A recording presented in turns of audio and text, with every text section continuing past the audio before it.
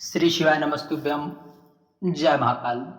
पूज्य गुरु जी के श्रीमुख द्वारा पार्थेश्वर शिव महापुराण कथा new jail road Bhander Datia Madhya Pradesh में बांची जा रही थी। आज तृतीय दिवस की कथा पूर्ण हो चुकी है। यदि आप किसी कारणवश कथा को नहीं श्रवण कर पाए तो आपको इस छोटे से वीडियो के माध्यम से रसतत्व प्रदान करने का प्रयास किया जाएगा। साथ ही साथ पूज्य गुरु जी ने आज नए उपायों की चर्चा की। साथ ही साथ पूज्य गुरु जी ने बताया बेलपत्र और शमी पत्र वाला संत नौकरी मनचाही नौकरी के लिए, साथ ही साथ संतान प्राप्ति व गर्भाशय में गांठ के लिए पार्थिव शिवलिंग निर्माण कैसे करें कि उसमें दरार ना आ पाए। रुद्राक्ष की माला या तुलसी की माला को धारण करें या ना करें तो क्या लाभ है, करते हैं तो क्या लाभ है। और साथ ही साथ पूज्य गुरु जी ने भस्म की विशेष महिमा बताई कि आपको भस्म को कहां पर किस जगह समर्पित करने से हमारे जीवन में बड़ी से बड़ी बीमारी नहीं आ पाती। साथ ही साथ यदि आपके घर या परिवार में कहीं किसी के भी संतान 15 से 20 साल हो गए हो, संतान प्राप्ति का सुख उसे ना मिला हो, तो आज की कथा को जरूर से जरूर इस वीडियो को श्रवण करें ताकि आपके जीवन में संतान प्राप्ति जरूर हो सके। साथ ही साथ पूज्य गुरु जी ने विवाह शुभ के योग ना बन रहे हो उसकी भी चर्चा की। आपको इस वीडियो के अंत तक पूरी जानकारी एक एक करके आपको जरूर मिलेगी। श्री शिवाय नमस्तुभ्यम। जय महाकाल। एक एक जानकारी पूज्य गुरु जी के श्रीमुख द्वारा जो दी गई उसी को क्रमानुसार बताने का प्रयास किया जाएगा। यदि आप चैनल पर पहली बार आए तो विनम्र निवेदन है आप चैनल को जरूर सब्सक्राइब कर दें, क्योंकि यह 19 वर्षों के बाद सावन का शुभ संयोग हमें प्राप्त हुआ है। ऐसे में हमें इस उपाय को करने से बिल्कुल भी नहीं चूकना है। यह पार्थेश्वर शिव महापुराण कथा का पूज्य गुरु जी द्वारा बताया गया विशेष नया उपाय। पूज्य गुरु जी के द्वारा आज यह जानकारियां दी गई कि बहुत से लोग हमारे हिंदू धर्म के देवी देवताओं में भेद करते हैं, जो कि हमें ऐसा नहीं करना चाहिए। कुछ लोग ब्रह्मा विष्णु महेश अर्थात तीनों देवताओं में श्रेष्ठता की गिनती करते हैं कि ब्रह्मा श्रेष्ठ हैं, विष्णु श्रेष्ठ हैं, परंतु हमें ऐसा नहीं करना चाहिए। हम सबको तीनों देवता एक ही हैं, हमें तीनों में भेद नहीं करना चाहिए। पूज्य गुरु जी ने इसका व्याख्यान करते हुए बताया कि यदि हम बाबा कुबेर भंडारी के मंदिर जाते हैं, वहां पर लगी जलाधारियों में जो तीन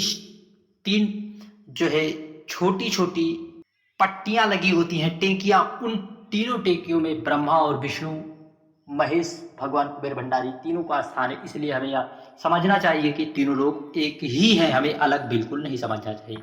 साथ ही साथ पूज्य गुरु जी ने अगली जानकारी दी कि आज के समय में शेर को आप झुंड में देखोगे, समूह में देखोगे, बकरी को आप समूह में देखोगे। आपको सड़कों पर या जंगलों में, वनों में आपको कहीं पर भी गऊ को वनों में नंदी को जब आप देखते हैं तो समूह में देखते हैं, परंतु आज मनुष्य अपनी उन्नति की सीढ़ी पर जिस तरह वह चढ़ता जाता है, अपने समूह से अर्थात अपने लोगों से दूरियां बनाता चला जाता है, जो कि ऐसा बिल्कुल गलत नहीं है। हमें बिल्कुल गलत है, जो कि हमें दूसरी जगह मनुष्य को नहीं बनाना चाहिए। अहंकार और अभिमतता को त्याग कर हमें समूह में अर्थात जिस तरह हमें जानवरों से सीख लेनी चाहिए कि बड़े बड़े जंगल के शेर राजा होते हुए भी वह समूह में रहते हैं, उसी प्रकार हमें भी अपने घर व परिवार में एकत्रता पूर्वक अर्थात एकता में रहना चाहिए। यदि हम एकता में रहते हैं तो हमारे घर पर कोई भी शत्रु हम पर गलत दृष्टि या वार नहीं कर पाता।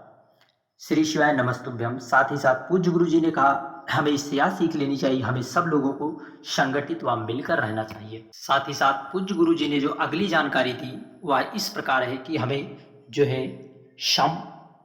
समूह में रहना चाहिए, और जो सदगुरु माता पिता बुजुर्ग, बहुत से लोग कहते हैं या हमारे लिए होते हैं या आपके लिए नहीं होते या किसी एक के लिए नहीं होते, ब्राह्मण सदगुरु यह सब हमारे सब के लिए होते हैं। हमारे घर के बुजुर्ग, यदि कोई भी व्यक्ति कोई समस्या आती है, बीमार होता है, चाहे छोटा हो चाहे बड़ा, बुजुर्ग सबको कहते हैं इसका इलाज कराने के लिए आप चाहे, अर्थात हमारे घर के बुजुर्ग माता पिता गुरु या सब पर एक समान दृष्टि रखते हैं। इसी तरह हमें भी किसी गुरु को अपनी नज़र से, अपने अभिमतता की नज़र से देखने के लिए यह नहीं कहना चाहिए या हमारे लिए है या हमारे ही गुरु या सबके गुरु हैं या सबके माता पिता हैं, अर्थात या सबका कल्याण चाहते हैं, या एक के लिए कभी नहीं हो सकते।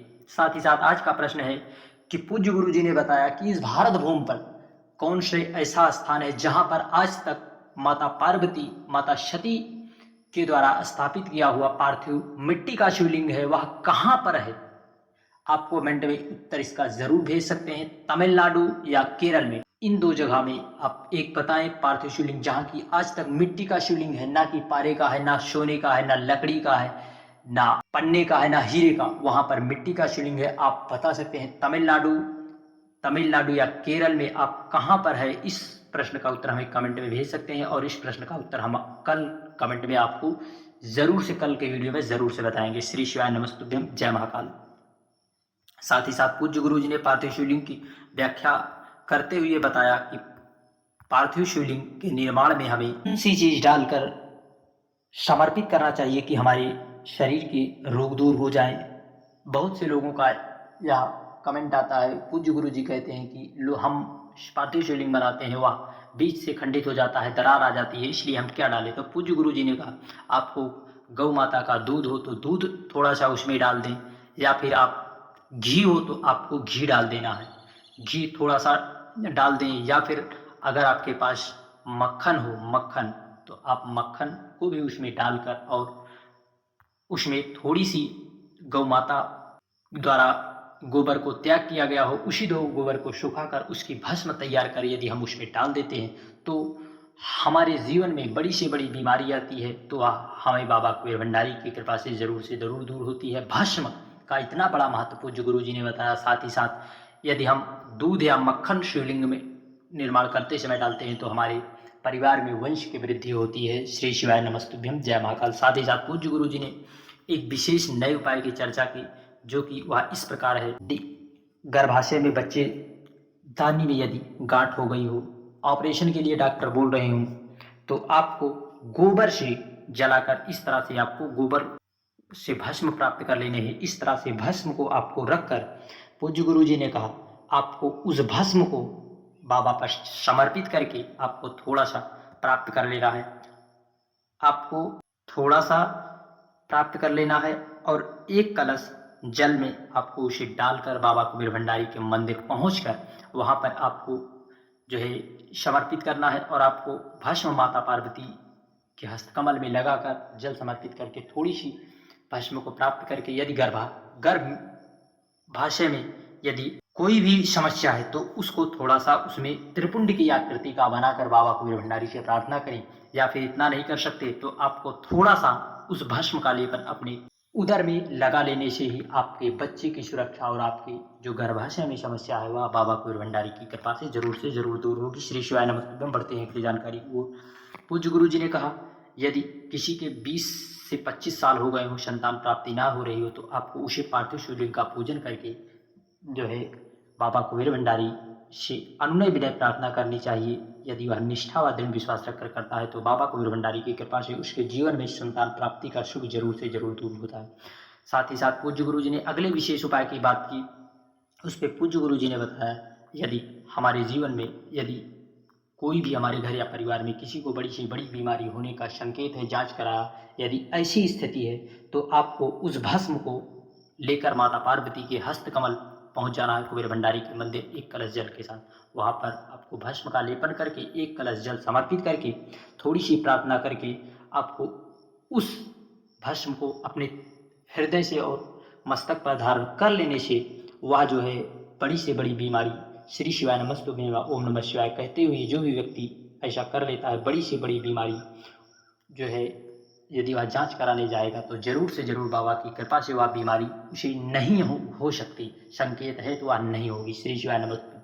साथ ही साथ पूज्य गुरु जी ने आज की कथा में एक भाई ने प्रश्न किया कि हमें रुद्राक्ष या तुलसी को धारण करना चाहिए या नहीं धारण करना चाहिए। तो पूज्य गुरु जी ने इस पर कहा कि यदि हम रुद्राक्ष या तुलसी धारण करते हैं तो हम महादेव के हो जाते हैं। उसी प्रकार यदि कोई गऊ हम पालते हैं या कुत्ता हम पाले होते हैं, उसके गले पर पट्टा रहता है तो उससे यह पता चल जाता है कि यह पालतू है। इसी तरह हमारे गले में यदि रुद्राक्ष या तुलसी की माला है तो इससे भगवान कुबेर भंडारी हम पर जरूर उनकी नज़र रहती है, इसलिए हमें रुद्राक्ष को धारण करना चाहिए और तुलसी की माला कुछ लोग धारण करें या ना करें, पूज्य गुरु जी ने कहा उनकी मर्जी है।